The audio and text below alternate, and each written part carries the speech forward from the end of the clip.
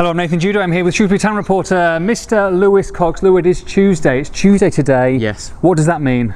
That means defenders. It means defenders. We have got defenders on the brain. The good, the bad, and the ugly. Oh, harsh. Well, I don't know. Depends who you want to categorise it. I wouldn't say it to their face, but Let's start off with Askey's. When John Askey was here, kind of like his tried and tested. Okay, yeah. So last summer, I think first of all the one to mention, he brought in Luke Waterfall.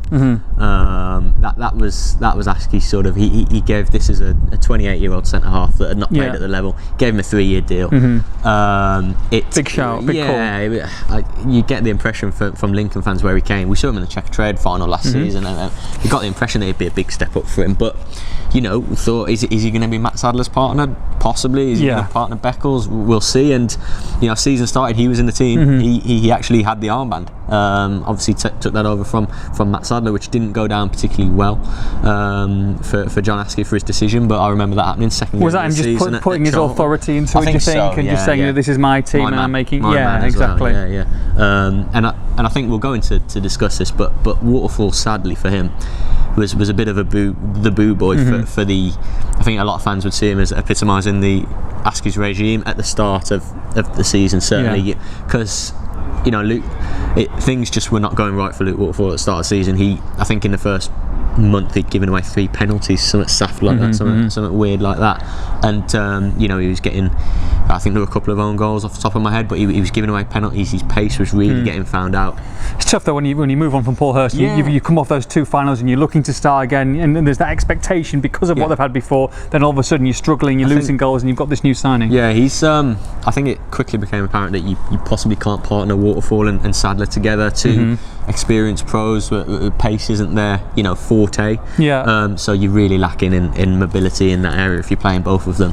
So I did feel for Waterfall, but he didn't win any fans over early at all. It was a struggle, and he ended up playing the most minutes. He made, I think, 53, 54, and more out of any town players, as you say. So he, under Askey, under the interim bosses, Danny Coyne and Eric Ramsey, and then under Sam Ricketts, he clearly did a lot right for them to stay in the team. Did you see an improvement there? Yeah, certainly. I think you could say he improved. One thing he offered, which is quite obvious from looking at the stats, is goals from the centre half. 6 is some effort, isn't it? 6 goals, and that is born out of the fact that he can head a ball like very few defenders I've seen. And Sam Ricketts, actually, who's obviously played at the top, has said he can't remember a defender that can head a ball like Waterfall. He wins everything in the air, and that is obviously a big benefit in his own box, defending set pieces, and in the opposing box, as he proved. But he did turn it round come the turn of the year, when results started improving, sort of February, the FA Cup run. He scored against Wolves here, of course, to make it 2-0 I think on the day, and so he was doing okay. He'd improved, but he never fully won fans over and convinced them. And obviously, as the season went on, when he started improving, actually Matt Sadler had been dropped by Sam Ricketts, who's club captain, longest serving player. We'll go on to talk about Sadler. Obviously, fans wanted him in, and fans couldn't really work out why Waterfall was playing and not Sadler. It's because of the goals that Waterfall could offer. But a shame for Sadler, who of course has left. Well, let's go on to him now. Then. Yeah, so no better time like the present. Good segue. Yeah, good segue. So from February, I think it was, just after the transfer window had finished, Matt Sadler was pretty surprisingly left out, because, in my opinion, he had a pretty solid first half of the season, struggling to sort of make him culpable from any defeats or very few goals. Feel it was harsh? Yeah. I mean, he was clearly. Waterfall was chosen over him, like I say, because he offers the goals and that. And look, we've seen what Sadler can do, and he was sort of reborn as a centre half, as he used to be a left back, and captained the club to the 2 finals and great times. So I'm sure he was extremely disappointed, Matt Sadler, and for a lot of the games, the crowd were chanting his name and hoping he'd get on. Obviously, we saw him on the final day against Walsall and come on and do very well. And I think. I don't buy into this that 34-year-old Matt Sadler was past it at all. He's got such a footballing brain. He's not had pace for about 10 years. I don't think he'd mind me saying that. Sorry, Matt. Bloody hell. No, all right, maybe 4 or 5. Yeah. But his brain and reading the game, he always knew where to be. No pace at 24. I say 5 or 6. He's 5 or 6. He's played in the Premier League at 24. Oh my God! Do you expect him to get another club though? Do you think he'll carry on playing? Yeah. I think whatever club he'll get, will do very well with him. Yeah. He's sort of Birmingham based. He's got a young family, so I don't think he'll want to travel. A lot of people talking about whether he'll go with Paulhurst to Scunthorpe. Shout maybe, but it's a little far, isn't it? Walsall. Well, it seems the obvious one. There are a couple of other options. You've got your sort of Crews, Cheltenhams, Port Vales. Yeah. John Ashley's obviously at Port Vale, so I'm not sure about that. But there are a few options for him to mull over. He won't be short of suitors, because I would have kept him here, and I still think and have him in my 11 to do a job. Yeah, not many who stayed here from last season. Obviously, he was one of them. Another one was Omar Beckles. Yes, yeah. He's had a strange 2 years at Shrewsbury Town, because for a centre half, he's played about 18 months at left back, and I do feel for him. I've got to admit, every interview we do for him, he's happy to go on record sort of pining at the fact that he's not played in his own position. Yeah. Must be tough though. Yeah, he got to adapt, but he wants to play in that. The first year when we got to the finals, he actually got in the League One Team of the Year at left back, which I think sort of swayed a few neutrals' view that he's accomplished in that position now. Sure. He wants to play in the middle, where we haven't seen him yet. We haven't seen what he can bring to the middle of defence, because he hasn't done it consistently. Right. From that February period where sort of Matt Sadler dropped out, they changed. Sam Ricketts changed to this 3-4-3 variant that he adopted, similar to the one Wolves play, similar to the one other sort of successful League One teams have played, Sheffield United, and I think it made them more solid at the back. I think it improved results. It was part of that. I think with it, you got 3 defenders, 3 centre halves, and you got your wing back, so there's more cover. I think obviously someone will talk about Shawn Williams came in to cover Waterfall's lack of pace, and it just sort of worked. And Beckles found himself on the left side of the back 3 centre half. So technically he was playing a centre half, and he was steady. He did okay. Yeah. I'm sure he would have.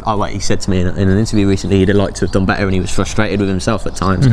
But you can understand why for Beckles, because for more than a year he's not played in that position. Sure. So he said it's hard to just go back into your normal position when you've been so used to doing something else, and clicking into gear and becoming a Rolls Royce centre half straight away when you almost can't remember where you might have to be, but he improved. You could see he was better in that position, and I'd be intrigued to see him regularly play as 2 centre halves.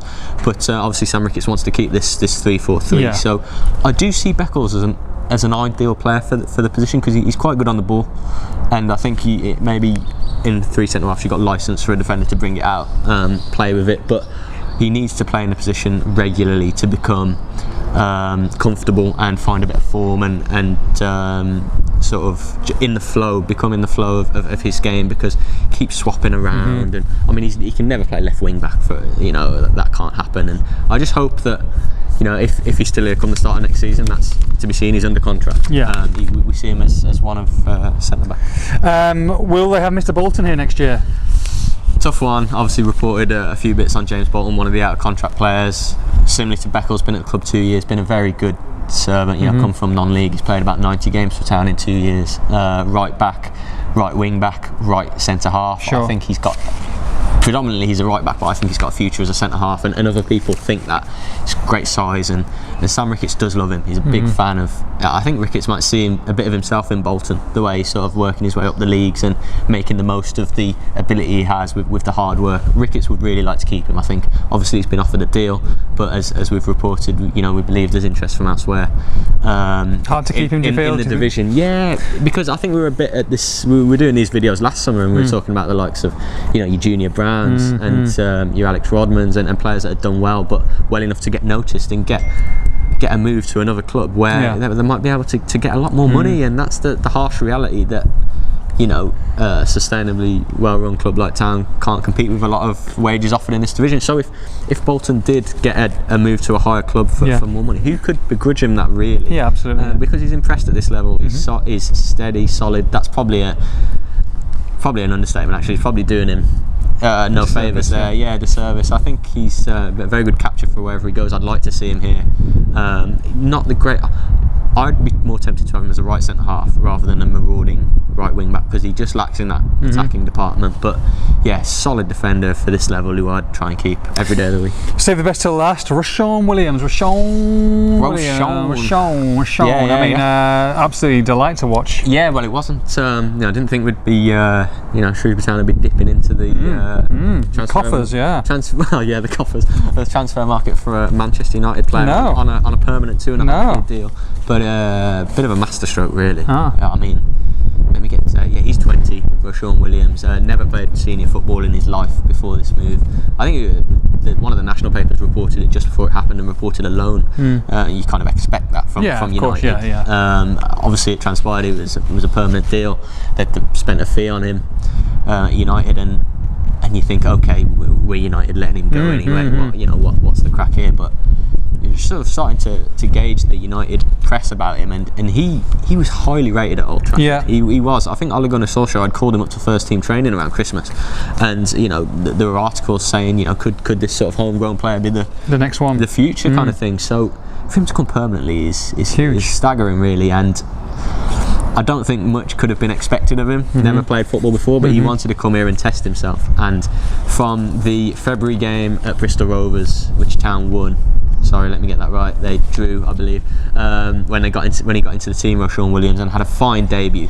He did not look back. I don't think, might be wrong, but I don't think he missed a game. And I think in total he played 16, 17 games. I remember Sam Ricketts saying that's probably double what he expected the young lad to play. Is he too good for League One?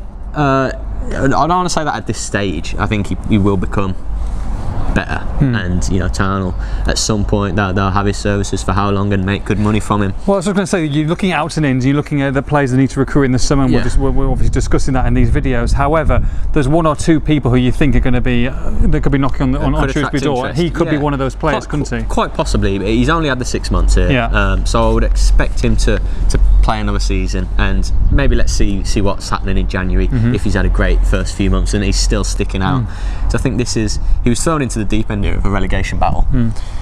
Dealing with big brutes up front that he's never come up against before, really, and he handled himself brilliantly. That he's so quick. I think there's something about a school 100 metre record, or he beat an Olympic sprinter's record or something. So he's quick and decent on the ball, as you'd expect from Man United. But just the way he handled himself physically was the most impressive thing. Absolutely. He's going to have a good future, not just because he's from Man United, just because of his attitude. Really, he strives for better, and the demands, the standards he sets of himself. So in terms of recruitment and going into next season, what do they need to sign defensively? I think they need to.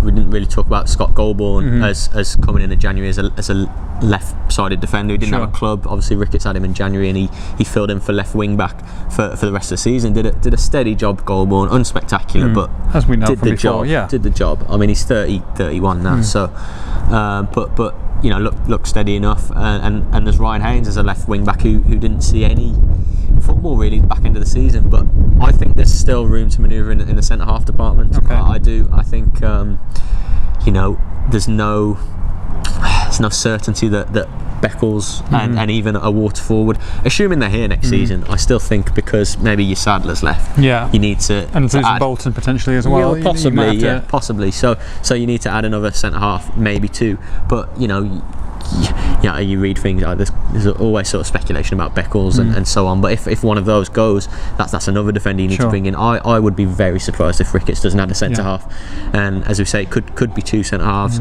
I think a bit of mobility. They were linked a couple of weeks ago with a centre half from Northampton who they like, who's sort of that mobile, strong, quick defender, and I think one of those styles will come in a bit like how Toto Ntiala was here, just sort of quick across the ground. Shawn Williams is that, but just a bit of everything, solid, sturdy, movement, all that. You need that continuity as well, don't you? Not just there, but goalkeeper as well. If you can have 3 or 4 people playing on the team sheet straight away, and you can have that for most of the season, that's a massive help, isn't it? Yeah, absolutely. Luke Waterfall played the most games this season, and he could go on and do it again next season, but maybe he needs to be pushed a bit more, and maybe there needs to be more competition. Like I say, I'd like to see Beckles play there. I think we'll see Shawn Williams continue there, but I do think there'll be new faces. I think it'd be pretty naive not to bring any new defenders in. And one name, of course, we reported last week was young Wolves lad Mr. Ryan Giles, of course, very highly rated young Wolves prospect. It sort of fits into the defensive category, even though he's a winger, an attacker, because I think at both Wolves and Shrewsbury Town, he'd be a wing back. The Town don't play with wingers, Wolves don't play with traditional wingers.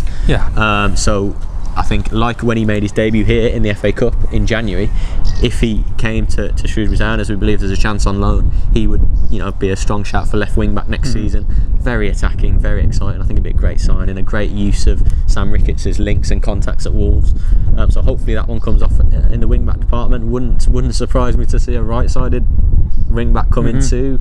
You mentioned Bolton's future. Young Ryan Sears has a long-term injury, which if you're going to have youth down those wing backs, you need to have a bit of experience. Good point. Centrally, don't you? And that's why you'd love to keep Bolton on that right side, because he's so sort of solid, and you know what you're going to get. You've got Shawn Williams, who's still inexperienced, next to him. Maybe you do want a steady Eddie old pro on the right side, and if can you have if you've got Ryan Giles as one wing back, can you have a real attacker as the other one, or is that too open? Do you have one attacking one side, one more conservative the other? I think that might be the way they go.